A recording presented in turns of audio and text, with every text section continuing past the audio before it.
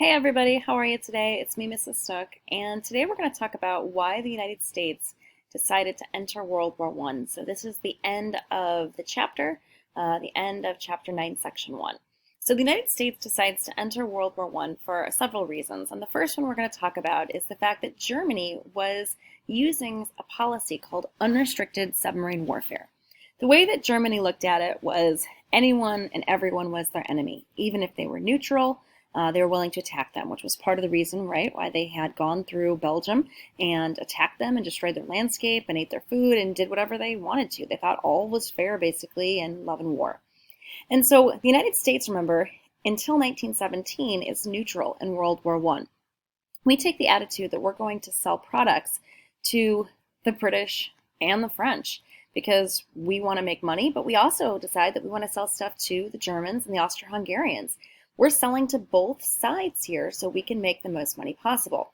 Well, Germany starts to get angry by this, especially since it seems like we're giving loans to the British and the French, but not to them, like we're selling the choicest weapons and more things to the British and the French rather than to them. And so the German U-boats, which are these Untersee boats, so basically submarines, undersea boats, they are attacking basically ships which are heading to the continent of Europe. And they decide that they are going to start attacking anyone and everyone. So it could be that it's just a little fishing boat. It could be that it's a larger merchant ship. It could be a cruise line. And they're going to be attacking anyone, whether they are, unless it clearly has a flag supporting the Central Powers and they're clearly, Austro-Hungarian or something like that. They're going to be attacking them because they assume they're the enemy, including us. And they just don't trust us anymore. They feel like, yes, they still want to buy weapons from us. They need our weapons to keep the war going, but they really just start attacking anyone. And there's a real rivalry in the world at this point because, at one point, Britain was clearly the best navy in the world, but those days have passed. The Germans have their own dreadnought and amazing battleships. They have a world-class navy. Luckily, America does as well because we had started building ours up under the leadership of President Roosevelt in the late 1800s. And so we're really going to kind of be able to defend ourselves if need be, but we're going to start to really see a war at sea here, not just at land, as these German submarines are using the element of surprise to try to stop supplies from getting to the continent and to attack anyone, whether they are friend or foe.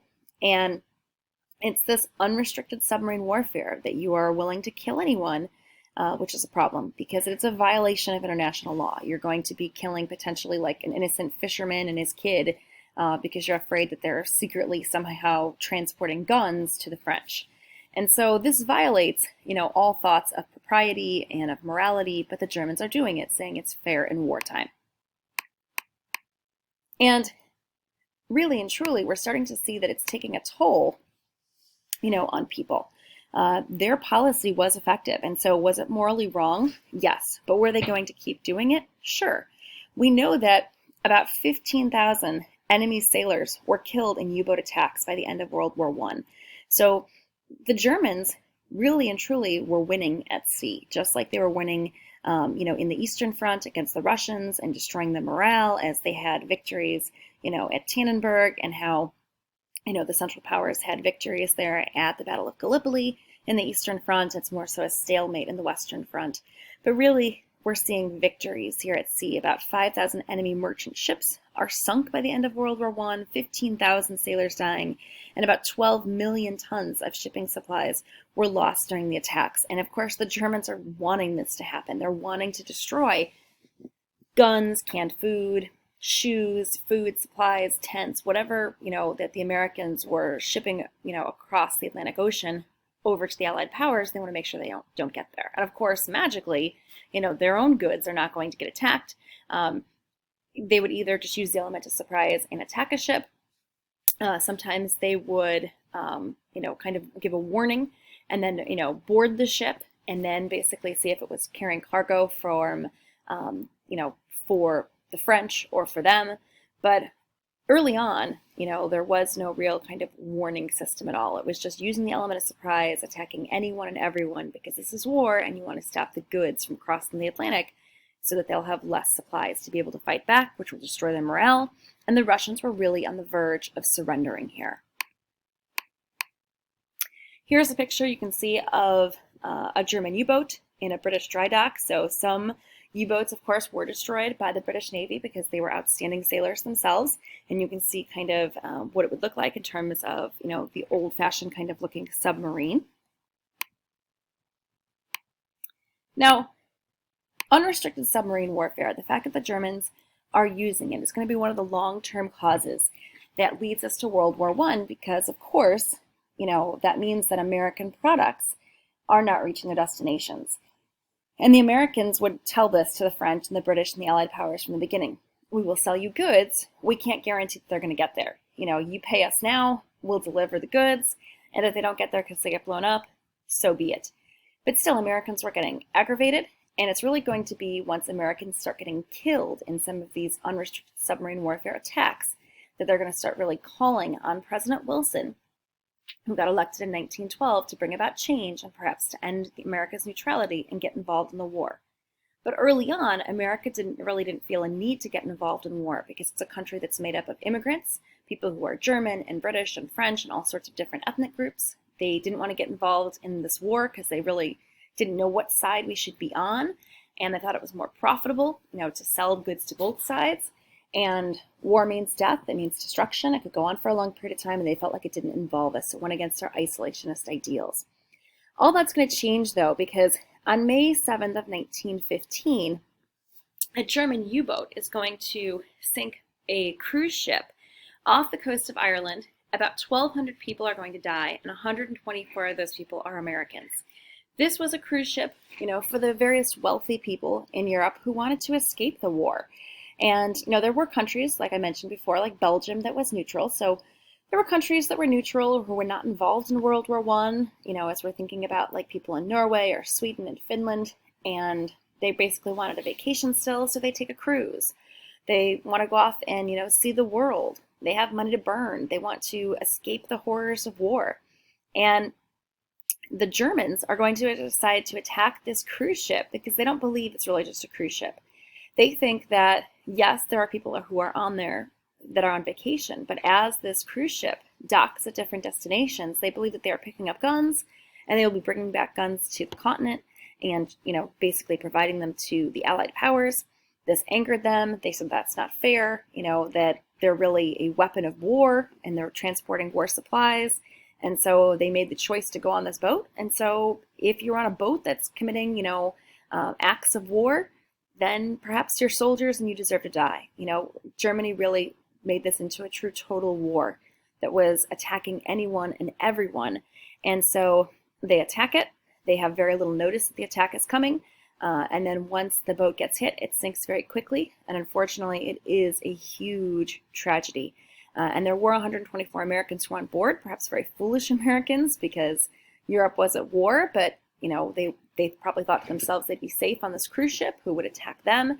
And unfortunately, many people die in the boat. And I'll post a video clip that goes in the beginning of the Century video called Shell Shock, which will kind of show that. And it's not graphic by any means, but it is kind of depressing to see nonetheless. So many people are going to die.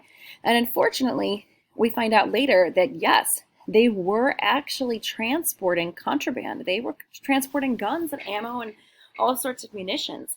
And so were the Germans right? Sure. Did they stop the enemy from getting supplies? You betcha. But does that make what they did any less cruel or atrocious? No. Which is why more propaganda will be created, which focuses on how the Germans are monsters and how what they are doing is simply wrong. Now, after the Lusitania is sunk, you can see some images up there. And people, of course, were, really kind of equating this with the Titanic, which had only sunk 3 years earlier, as another world tragedy that stuck in people's minds. A lot of people started calling for war. The Secretary of State for the United States at this point is a man by the name of William Jennings Bryan. We mentioned him last semester. He had ran for the presidency much earlier in 1896 and lost when he supported the Progressive Party of politicians and laborers and farmers, and called for having our money being backed up by gold and silver, bimetallism.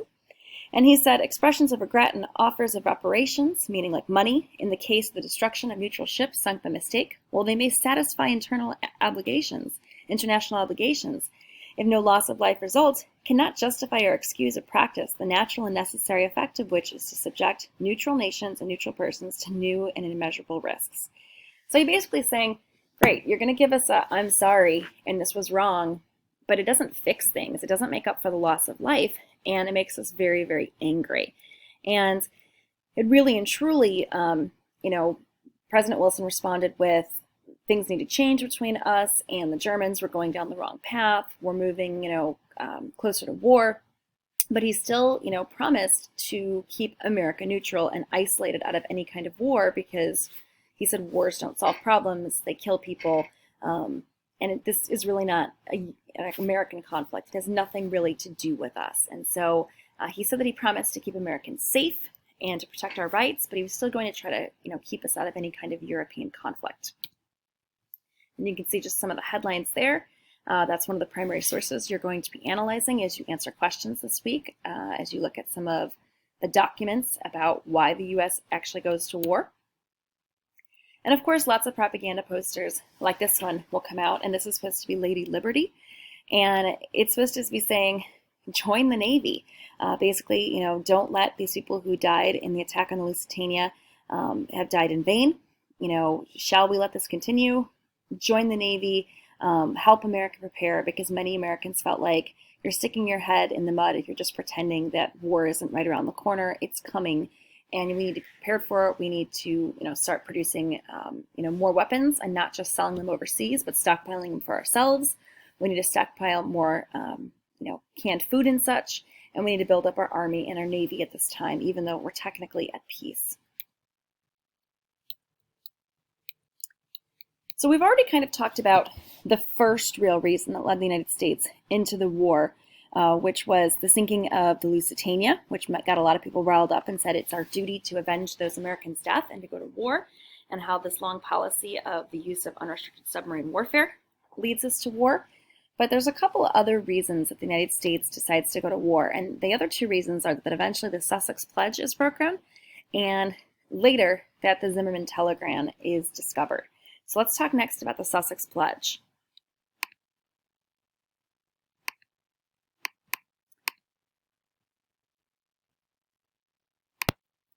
I think I've changed my mind for now, so that'll be it for today. But in the next video, we'll talk about, or the next video I'll talk about how the Sussex Pledge is broken and the Zimmermann telegram is discovered. And if you're a hybrid student, I'll be talking about the Sussex Pledge being broken and the Zimmermann telegram being discovered in class on Thursday and Friday. That's it for now, guys. Have a great day. Later.